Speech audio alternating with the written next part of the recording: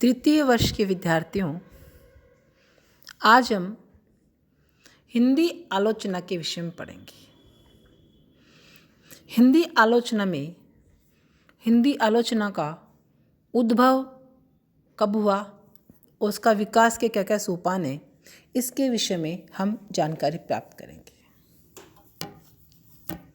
अन्य साहित्यिक विधाओं की तरह आलोचना का मूल भी संस्कृत काव्य शास्त्र में सन्निहित माना जाता है, परंतु वर्तमान समय में आलोचना का जो स्वरूप चल रहा है तथा इसका एक स्वतंत्र विधा के रूप में जो विकास हो रहा है, इससे यह सर्वमान्य है कि इसका विकास पाश्चात्य प्रभाव से हुआ है। यहाँ इन दोनों दृष्टिकोणों के आधार पर आलोचना के उद्भव और विकास पर प्रकाश डालेंगे। संस्कृत साहित्य में आलोचना। भारतीय साहित्य शास्त्र में सर्वप्रथम सैद्धांतिक समीक्षा का विकास हुआ, जिसे काव्य शास्त्र या अलंकार शास्त्र के नाम से अभिहित किया जाता है। भरत मुनि का नाट्य शास्त्र काव्य शास्त्र का उपलब्ध प्राचीन ग्रंथ है, जिसमें काव्य के मानदंड के रूप में रस सिद्धांत की स्थापना की गई है। बाद में भट्ट लोलट, शंकुक, भट्टनायक, अभिनवगुप्त, पंडित राजनाथ, जगन्नाथ आदि आचार्यों ने रस सिद्धांत की अपने अपने ढंग से व्याख्या की तथा अपने अपने मत की पुष्टि की, किंतु ये सभी रस की महत्ता स्वीकार करते हैं। भामह, दंडी, उद्भट आदि आचार्यों ने काव्य की आत्मा के रूप में रस के स्थान पर अलंकार की प्रतिष्ठा की तथा अलंकार को सौंदर्य का पर्याय माना। परवर्ती युग में वामन ने रीति संप्रदाय की, कुंतक ने कक्रोक्ति संप्रदाय की, आनंदवर्धन ने ध्वनि संप्रदाय की स्थापना की तथा वामन, कुंतक तथा आनंदवर्धन ने काव्य की आत्मा क्रम पर रीति, वक्रोक्ति, ध्वनि को माना। आचार्य क्षेमेंद्र ने इन सभी तत्वों को आवश्यक मानते हुए औचित्य संप्रदाय की स्थापना की। मम्मट, विश्वनाथ, पंडित राज, जगन्नाथ आदि आचार्यों ने अपने अपने काव्य शास्त्रीय ग्रंथों में रस, अलंकार, रीति, ध्वनि, वक्रोक्ति, औचित्य आदि सभी का विवेचन किया। इस प्रकार हम देखते हैं कि संस्कृत में आलोचना की परंपरा काफ़ी प्रचलित है, किंतु ये देखने की बात है संस्कृत में केवल सिद्धांतिक समीक्षा का ही विकास हुआ, व्यवहारिक आलोचना एक प्रकार से उपेक्षित सी ही रही। हिंदी आलोचना का विकास।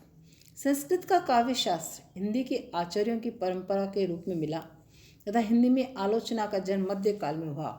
मगर यह आश्चर्य की बात है कि हिंदी की प्रारंभिक आलोचना ग्रंथ भक्ति या श्रृंगार तथा काव्य रचना की प्रेरणा से रचित हुए, काव्य शास्त्र के सिद्धांतों के विवेचन की दृष्टि से नहीं।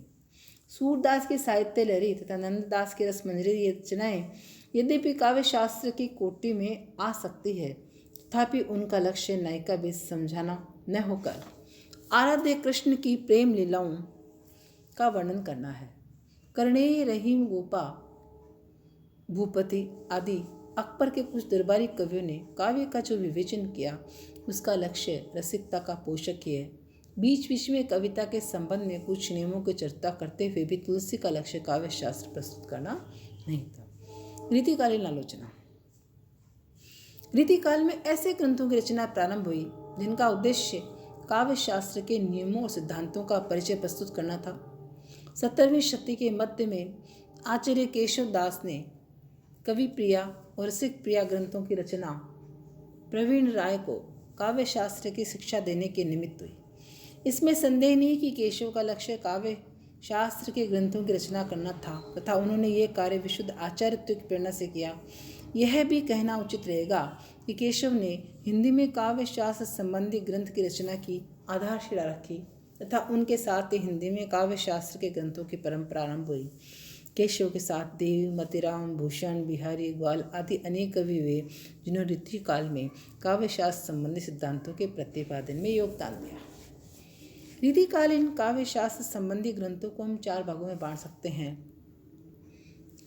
ऐसे ग्रंथ जिनकी रचना काव्य शास्त्र के विभिन्न सिद्धांतों का परिचय देने के लिए हुई, इन ग्रंथों में कवियों के आचार्यत्व की झलक मिलती है।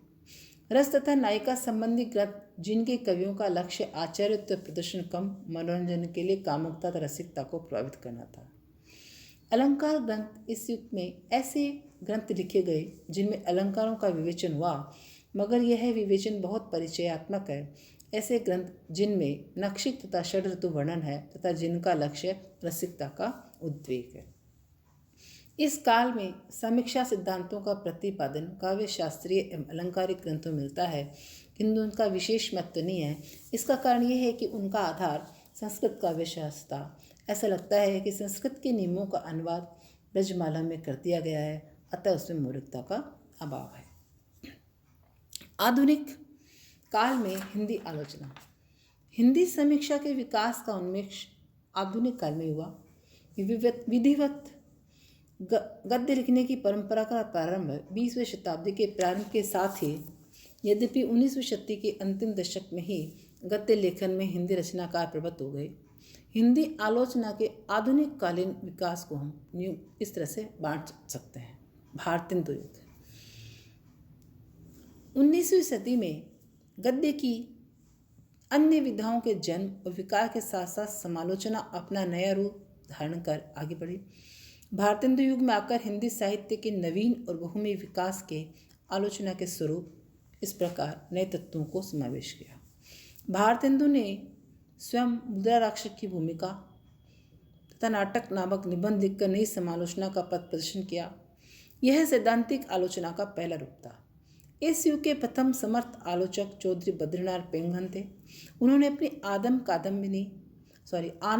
कादम्बिनी पत्रिका में आलोचनात्मक लेख प्रकाशित किए।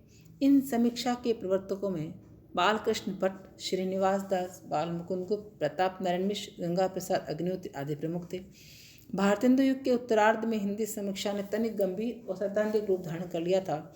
इस पर अंग्रेजी समालोचना का प्रभाव पड़ने लगा था, जिससे समीक्षा के नए प्रतिमान स्थापित करने के प्रयत्न होने लगे थे। द्विवेदी युग। हिंदी आलोचना के क्षेत्र में आचार्य महावीर प्रसाद द्विवेदी का महत्वपूर्ण योगदान है। उन्होंने सरस्वती पत्रिका का संपादन करके उसके माध्यम से हिंदी आलोचना को एक नई दिशा प्रदान दी। उनकी आलोचना में देश प्रेम, समाज सुधार तथा नैतिकता की भावना की प्रधानता रही। द्विवेदी जी के अतिरिक्त उनके युग में मिश्र बंधुओं ने हिंदी आलोचना के क्षेत्र में उल्लेखनीय कार्य किया। उन्होंने मिश्र बंधु विनोद में कवियों की परिचयात्मक आलोचना प्रस्तुत की। मिश्र बंधुओं की हिंदी नवरत्न व्याख्यात्मक, तुलनात्मक और व्यवहारिक समीक्षा की एक श्रेष्ठ रचना है। द्विवेदी युग में हिंदी आलोचना क्षेत्र में अनेक विद्वानों ने अपनी रचनाएं प्रस्तुत की। लाला भगवान दीन, पद्म सिंह शर्मा, पद्मलाल पन्नालाल बख्शी तथा श्याम सुंदर दास का योगदान बहुत महत्वपूर्ण रहा। शुक्ल युग। हिंदी आलोचना में आचार्य रामचंद्र शुक्ल का पदार्पण एक अविस्मरणीय घटना है। उन्हें हिंदी आलोचना का एक सुव्यवस्थित रूप देकर आलोचना कार्य प्रारंभ किया। शुक्ल जी ने हिंदी में व्यवहारिक और सैद्धांतिक दोनों प्रकार की आलोचना का स्वरूप सामने रखा। उन्होंने हिंदी के सर्वप्रथम मौलिक तथा प्रौढ़ समालोचक होने का गौरव प्राप्त है। कविता के स्वरूप और साधारणीकरण के सिद्धांत पर शुक्ल जी ने मौलिक चिंतन और व्यवस्था का परिचय दिया है। व्यवहारिक क्षेत्र में उनकी समीक्षा पद्धति लोक मंगल और नैतिक आधार को लेकर चली है। उनकी व्यवहारिक समीक्षा पद्धति की देन उनके अनेक ग्रंथ हैं। हिंदी साहित्य के इतिहास सूरदास, तुलसीदास जैसे ग्रंथावली की भूमिका आचार्य शुक्ल के इन ग्रंथों को देखकर यह कहा जा सकता है कि उनके जैसा मेधावी आलोचक किसी भी भारतीय भाषा में नहीं हुआ। आचार्य रामचंद्र शुक्ल का समूचा कार्य अत्यंत गहन, व्यवहारिक एवं सृजनात्मक है। आज हिंदी में जितना भी आलोचना पद्धति प्रचलित है, उन पर शुक्ल जी का प्रभाव किसी न किसी रूप में देखा जा सकता है। शुक्ल जी की आलोचना पद्धति में किसी प्रकार का पूर्वाग्रह या संकीर्णता नहीं है। उनकी आलोचना पद्धति का अनुकरण करके आलोचना लिखने वाले अन्य लेखक हैं पंडित विश्वनाथ प्रसाद मिश्र, राधा कृष्ण शुक्ल, चंद्रबली पांडे, रमाशंकर शुक्ल और उलाव राय। चौथा है शुक्लोत्तर। आचार्य रामचंद्र शुक्ल के बाद तो आलोचना साहित्य और भी विकास हुआ। वैसे तो उन्हीं के युग में आचार्य नंद दुलारे वाजपेयी, हजारी प्रसाद द्विवेदी, डॉक्टर नगेंद्र, डॉक्टर विजेंद्र स्नातक जैसे उद्भट समालोचकों ने शुक्ल जी की मान्यताओं और दृष्टिकोण का प्रबल विरोध प्रारंभ कर दिया था। विशेष रूप से उनका छायावाद संबंधी दृष्टिकोण विरोध का कारण रहा। किंतु उनके बाद आलोचना के क्षेत्र में नई मान्यताओं व प्रतिष्ठाओं का समावेश हुआ। आचार्य नंद दुलारे वाजपेयी छायावाद के व्याख्याता, उद्धारक, समालोचक थे। उनकी शोष्ठवादी समीक्षा दृष्टि में रस सिद्धांत, मानवतावाद का समन्वय हुआ। आचार्य हजारी प्रसाद द्विवेदी शुक्ल जी के बाद ऐसे आलोचक कहे जा सकते हैं जिनकी समीक्षा में मानवतावादी और लोक मंगलकारी दृष्टि की प्रधानता रही है। द्विवेदी जी की समीक्षा दृष्टि पूर्णतः मौलिक है और मानवता में उनकी गहरी आस्था है। डॉक्टर नगेंद्र आधुनिक हिंदी आलोचना में रस सिद्धांत के व्याख्याता हैं। रस सिद्धांत लिखकर डॉक्टर नगेंद्र ने हिंदी की सैद्धांतिक समीक्षा पूर्ण प्रधानता की। व्यवहारिक समीक्षा के क्षेत्र में उनकी दृष्टि आधुनिक मनोविज्ञान तथा अभिव्यंजना सिद्धांत से प्रभावित है, इसलिए उन्हें मनोविश्लेषणवादी कहा गया है। शुक्लोत्तर युग में आलोचना के सभी अंग पुष्ट हुए हैं। आधुनिक हिंदी साहित्य की विविध विधाओं पर अनेक विद्वानों ने अपनी आलोचनात्मक कृतियाँ प्रस्तुत की, जैसे doctor Somnath Gupt, doctor Dashrath Ojha, Lakshmi Narayan Lal, Rajendra Yadav, Ramvilas Sharma, Jagdish Chandra Gupt, Bhagwat Charan Upadhyay, doctor Ramvilas Sharma, doctor Vinay Mohan, doctor Satyendra, doctor Indranath Madan, doctor Devraj, doctor Savitri Sinha, doctor Sushma Stavan, doctor शांति मिलिक, डॉक्टर अष्टगुप्ता। इस तरह से जो आलोचना है, आलोचना का विकास हमने देखा है। आधुनिक समय में इनके बाद और भी कई आलोचक हुए हैं जिन्होंने अपनी पुस्तकें लिखी, आलोचना के संबंध में अपने विचार व्यक्त किए हैं। धन्यवाद।